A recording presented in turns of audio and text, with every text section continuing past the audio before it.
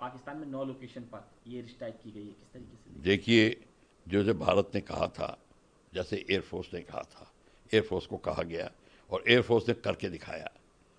9 place पे strike की है। 9 नंबर भी बड़ा ऑस्पिशियस नंबर होता है और स्ट्राइक हुई है, ये एयर और आर्टिलरी की मिक्स स्ट्राइक हुई है।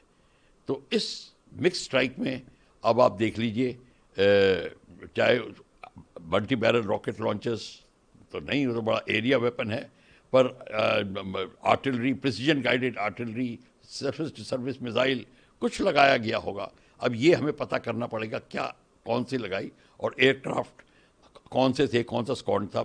मेरा भी स्क्वाड्रन हो सकता है पुराना जिसमें मैं था। मैं इससे बहुत जैसे अब गर्व फील, मेरे को बहुत गर्वान्वित हो रहा हूँ मैं। पर इस सबसे बड़ी बात ये है कि ये इसके बाद पाकिस्तान रिटेलिएट करेगा और पाकिस्तान ने क्या कहना शुरू कर दिया होगा, ऑलरेडी मनगढ़ंत कहानियाँ भी बनानी शुरू कर दी होंगी। ठीक है, उनका हमारे मीडिया ने रिपोर्ट किया है, उनका F-16 गिराया है। अभी अब उसको देखते हैं कहाँ पे कैसे हुआ है, ये सारी डिटेल सुबह आएंगी, तो हमें सुबह का इंतज़ार करना पड़ेगा। पर अभी जो हम कह रहे हैं कि अब खेल शुरू हो गया है, तो अब वो अंत तक ही जाएगा।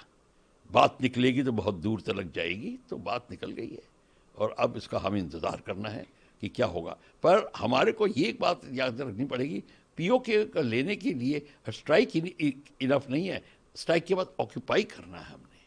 जब तक आप ऑक्यूपाई नहीं शुरू करोगे करना, धीरे धीरे आराम से करिए। और आप पाकिस्तान पे हमला नहीं कर रहे, आप पाकिस्तान की पब्लिक पे हमला नहीं कर रहे, ये POK पे आतंकी स्थानों पे हमला हो रहा है। और वो आतंकी स्थान को लेके, और POK आपका है तो उसको आप लेंगे, उस पर हमला नहीं करेंगे, उसको हम लेंगे। सर, पाकिस्तान क्या मैसेज देने की कोशिश? देखिए, ये मैसेज है कि पाकिस्तान की सैन्य सुविधाओं पे अटैक नहीं किया है, पाकिस्तान पे अटैक नहीं किया है, इन्होंने आतंकवादी स्थानों पे अटैक किया है। आतंकवादी स्थान जो है वो फिर आतंकवादी स्थान है, तो उस पे अटैक किया है, उसको डिस्ट्रॉय किया है। और कई जगह तो 3 जगह स्ट्राइक की है, बहुत ही ज़बरदस्त स्ट्राइक हुई है। आपने उसकी फिल्में देख ली होंगी, पर वो पूरा का पूरा खुलासा अब निकलना शुरू होगा और कहानियाँ निकलेंगी साथ में। हमारे भारत में कहानीकार बहुत हैं, तो वो भी अब निकालनी शुरू करेंगे, तो उन कहानियों की भी इंतज़ार कर रहे हैं। सर, मॉक ड्रिल कितना?